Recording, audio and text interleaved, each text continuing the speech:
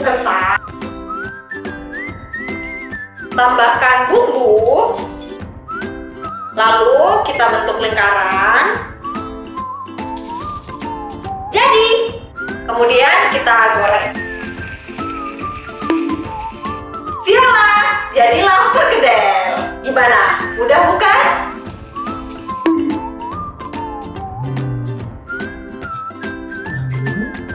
Wah, gak bener nih anak.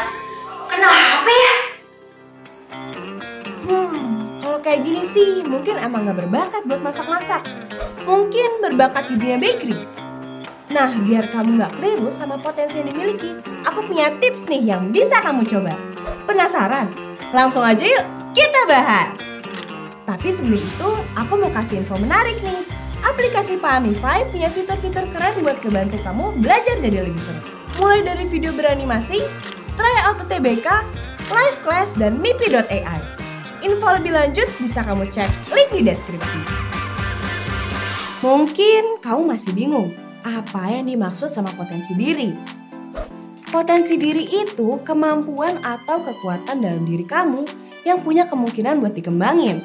Menurut Robert S. Woodward, seorang psikolog asal Amerika, potensi itu kemampuan dasar yang masih terpendam atau tersembunyi di dalam diri seseorang yang menunggu untuk diwujudkan jadi kemampuan yang nyata. Jadi, potensi diri itu harus dicari dan digali biar kamu bisa mengembangkannya. Potensi itu bentuknya bermacam-macam. Yang pertama, potensi fisik. Potensi ini berkaitan sama kemampuan buat memaksimalkan gerakan tubuh. Kedua, potensi afektif. Potensi ini berkaitan sama kecerdasan mengendalikan emosi. Terus yang ketiga, potensi kognitif, yaitu potensi yang berkaitan sama kecerdasan untuk mendapatkan pengetahuan baru. Lanjut, yang keempat, potensi linguistik, yang berhubungan sama kecerdasan untuk menguasai bahasa. Terus kelima ada potensi interpersonal, yang berkaitan sama kemampuan buat menjalin hubungan sosial dengan orang lain. Dan yang terakhir potensi intrapersonal, yang berhubungan sama kemampuan buat mengatur diri sendiri dalam mencapai target yang ditentukan. Potensi diri sangat berhubungan sama minat dan bakat yang dimiliki. Kayak kata Kak Seto ini nih. Ya, mungkin secara gampang saja minat itu lebih dikaitkan dengan kesenangan, kesukaan atau gairah ya, dan memang lebih banyak pengaruhnya dari lingkungan. Sementara kalau bakat itu adalah potensi bawaan yang umumnya dibawa sejak lahir. Manakala antara minat dan bakat itu bisa dipadukan, artinya anak mengembangkan bakatnya tapi juga sesuai dengan minatnya yang dipengaruhi oleh lingkungannya, maka hasilnya juga akan lebih optimal. Jadi kalau bakat kamu didukung sama potensi yang dimiliki dan itu sesuai sama minat kamu, maka kamu akan mendapatkan hasil yang maksimal. Misalnya, kamu punya bakat bermain bola dari ayah kamu yang juga pemain bola. Terus kamu punya potensi fisik yang kuat dan mumpuni. Ditambah lagi ternyata kamu emang suka dan berminat buat main bola. Nah, kalau bakat, potensi, dan minat udah sejalan kayak gitu, kemungkinan buat mendapatkan hasil yang maksimal jadi lebih besar.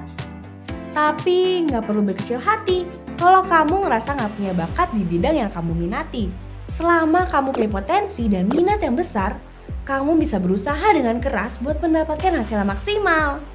Mengetahui potensi diri itu penting banget loh, karena bisa ngebantu kamu buat nentuin masa depan kamu.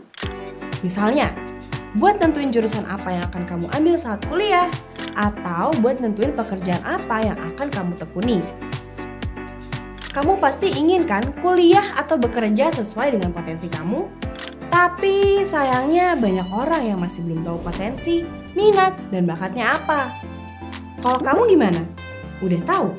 Nah, kalau kamu belum tahu potensi diri kamu, gak usah khawatir. Aku punya tips biar kamu bisa menggali potensi kamu.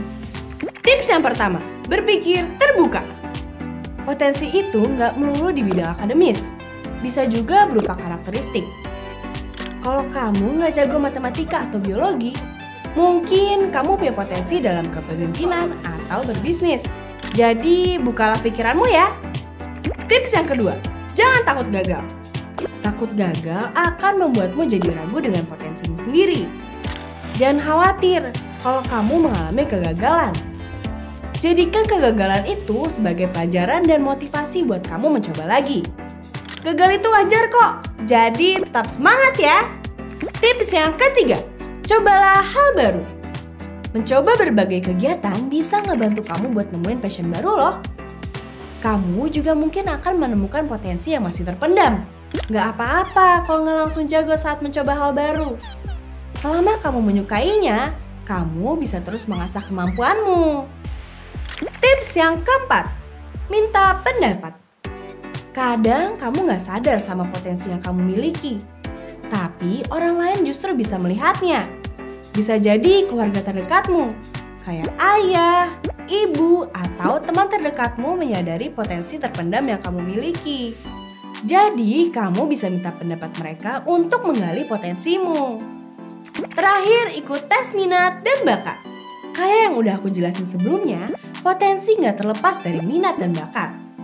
Jadi, kamu bisa ikut tes minat dan bakat buat menemukan potensi terpendam dalam diri kamu.